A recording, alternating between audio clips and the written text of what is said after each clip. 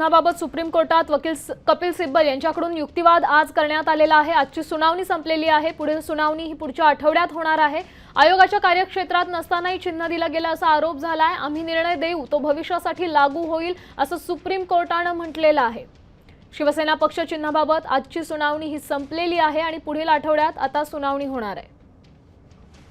त्याचबरोबर आयोगाच्या कार्यक्षेत्रात नसतानाही चिन्ह दिलं असा युक्तिवाद ठाकरे सेनेकडून म्हणजेच कपिल सिब्बल यांनी केलेला आहे। आम्ही निर्णय देऊ तो भविष्यासाठी लागू होईल, आम्हाला अपात्रता ठरवायची आहे असं सुप्रीम कोर्टाने यावेळी म्हटलेलं आहे। दरम्यान कोर्टात नेमका काय युक्तिवाद झाला पाहूयात ग्राफिक्सच्या माध्यमातून। कपिल सिब्बल यांनी केलेला युक्तिवाद आपण आता पाहतोय। 26 जुलै 2022 ला बैठक पार पडली आणि या बैठकीचं अध्यक्षपद स्वतः एकनाथ शिंदेंनी भूषवलं होतं। शिंदे सेनेनं 2018च्या पक्षघटनेत बदल केले। तो म्हणजे राजकीय पक्षच श्रेष्ठ आहे।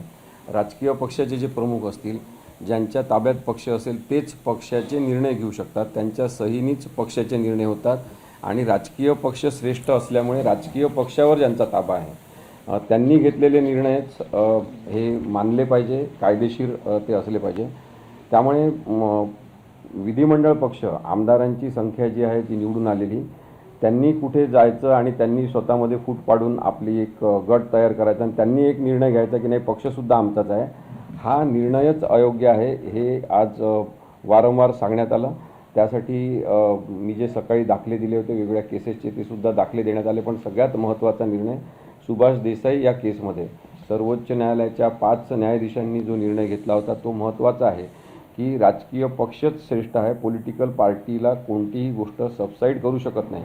आणि त्यामुळे न्यायमूर्ती सूर्यकांत, न्यायमूर्ती जयमाला बागची आणि न्यायमूर्ती व्ही मोहना या 3 न्यायाधीशांनीच्या न्यायालयाने स्पष्ट केलं की राजकीय पक्षाला कोणी डावलू शकत नाही। दुसरा मुद्दा हा आहे की लोकप्रतिनिधींना काही स्वातंत्र्यच नाही का, या संदर्भात सुद्धा थोडं डिस्कशन झालं की जे निवडून आलेले लोकप्रतिनिधी आहेत ते आपलं म्हणणंच मांडू शकणार नाही का, पक्षाच्या वेठीसच त्यांना राहावं लागेल का।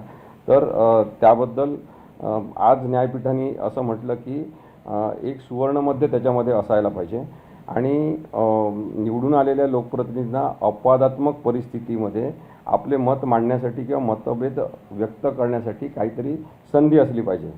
आता ही सगळी संधी निर्माण करायची असेल तर कायद्यात थोडासा बदल करावा लागेल। तो या खरं तर पिटिशनचा काही भाग नाही। त्यामुळे न्यायालयामध्ये झालेल्या चर्चेचा उल्लेख म्हणून मी आपल्याला हे सांगतो आहे। आता उद्धव ठाकरेंतर्फे हे सातत्याने सांगण्यात आलं की निवडणूक आयोगाच्या पूर्वीच्या निर्णयावर आमचा आक्षेप आधीपासून आहे।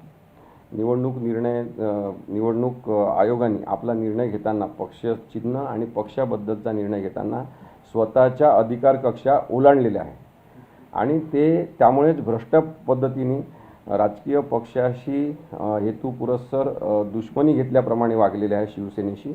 आणि त्यांनी भारतीय जनता पक्षाच्या सांगण्यावरून, म्हणजे मी हे म्हणतो आहे, कोर्टात काही म्हटलेलं नाही आहे, पण त्यांनी भारतीय जनता पक्षाच्या काही नेत्यांच्या सांगण्यावरून अशा प्रकारचे वागणूक निवडणूक आयोगाने केली आहे। त्यांनी तटस्थपणा गमावलेला आहे।